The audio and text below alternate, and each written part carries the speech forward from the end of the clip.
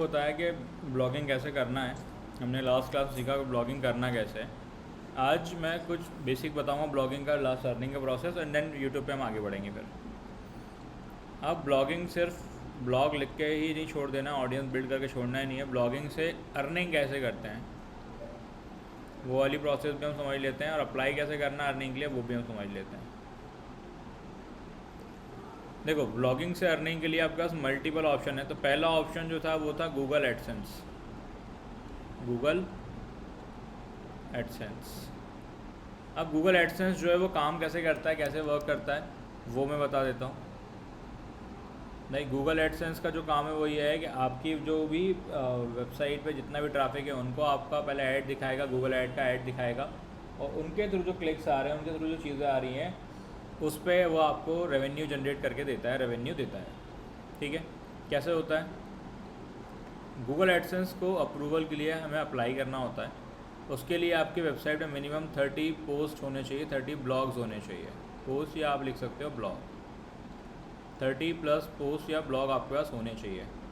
Second option क्या होता है कि आपकी जो वेबसाइट है, लाइक आपकी जो वेबसाइट है उसका जो डोमेन है वो एटलीस्ट 3 मंथ ओल्ड डोमेन होना चाहिए। डोमेन एज होना चाहिए 3 मंथ की। डोमेन की जो एज है वो मिनिमम 3 मंथ्स की होनी चाहिए। ठीक है, आपकी वेबसाइट जो ट्रैफिक आ रहा है वो कंसिस्टेंट ट्रैफिक रहे।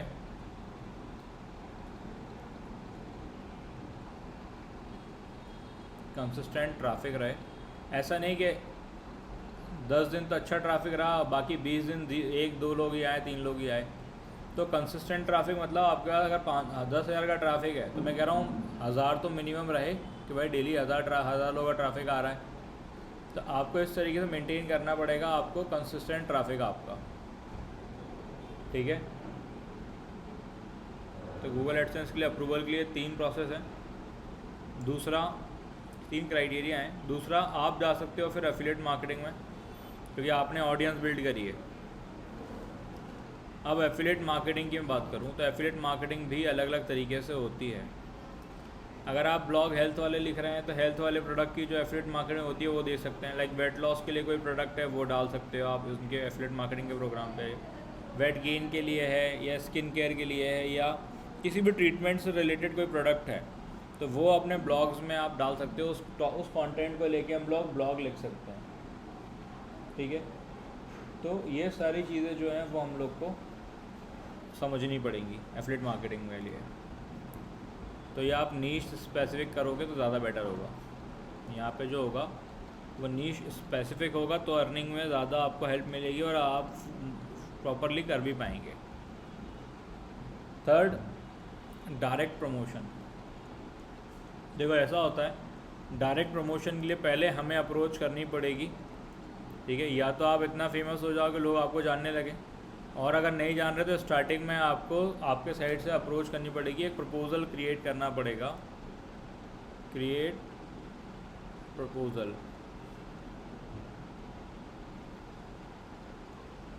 For direct promotion. Short form में लिख रहा हूँ मैं डीपी, डायरेक्ट प्रमोशन।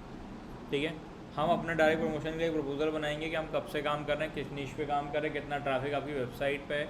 तो प्रॉपर उसका एनालिटिक्स का भी हम लोग एक प्रॉपर स्क्रीनशॉट ऐड करेंगे जिससे उसको ट्रस्ट हो जाए कि हाँ भाई हम बहुत पुराने लोग हैं और हम लोग का जो ब्लॉग में ट्रैफिक है वो ज़्यादा अच्छा है, उससे उनकी प्रमोशन या ब्रांडिंग हो सकती है, तो वो हमें पे करेंगे। और प्रपोज़ल किसी को भी नहीं भेजना है, प्रपोज़ल हमें अच्छी कंपनीज़ को भेजना है जो अफोर्ड कर पाएँ, जो आपको 10,000 20,000 या 1 लाख रुपीज़ तक अमाउंट पे कर पाएँ आपकी वेबसाइट पे प्रमोट करने के लिए।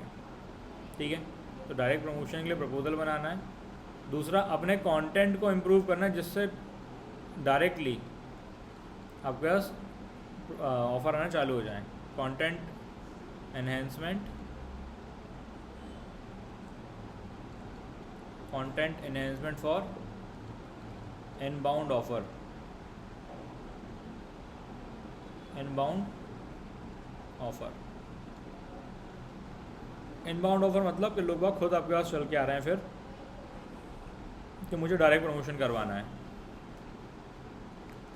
फोर्थ, अगर आप खुद का ब्रांड लॉन्च करते हो तो अपने ब्रांड लॉन्च पे आप काम कर सकते हो प्रॉपरली। आप सारी चीज़ें बता सकते हो कि भाई मैं अपना ब्रांड लॉन्च करने वाला हूँ, अपना प्रोडक्ट लॉन्च करने वाला हूँ, तो अपने ब्लॉग्स में उस प्रोडक्ट के बारे में, उस ब्रांड के बारे में डिस्क्रिप्टिव कंटेंट लिख सकते हो। तो आपके पास ट्रैफिक ज़्यादा होगा, उसमें ऑफ़र लगा सकते हो, लिंक लगा सकते हो सेल की। डिस्क्रिप्टिव कंटेंट रिलेटेड टू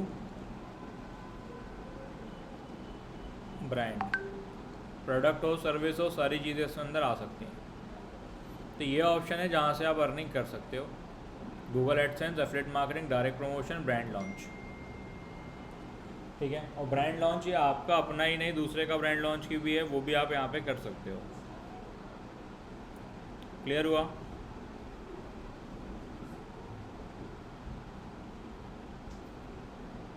समझ में आया?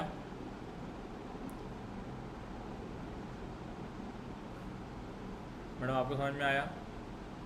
जी जी सर। तो इस तरीके से हम ब्लॉगिंग से अर्निंग कर सकते हैं।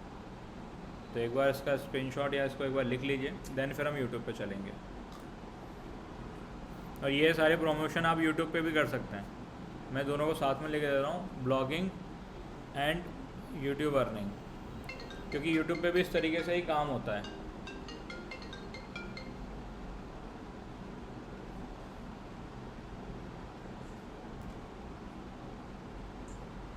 हेलो,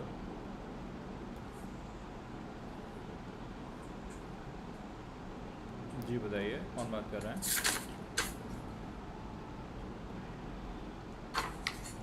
हम्म,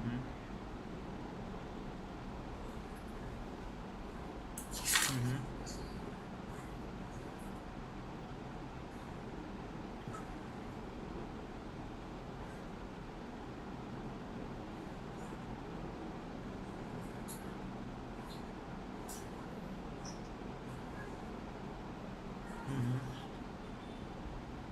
नहीं मैम, मैं तो अभी प्लान नहीं कर रहा हूँ।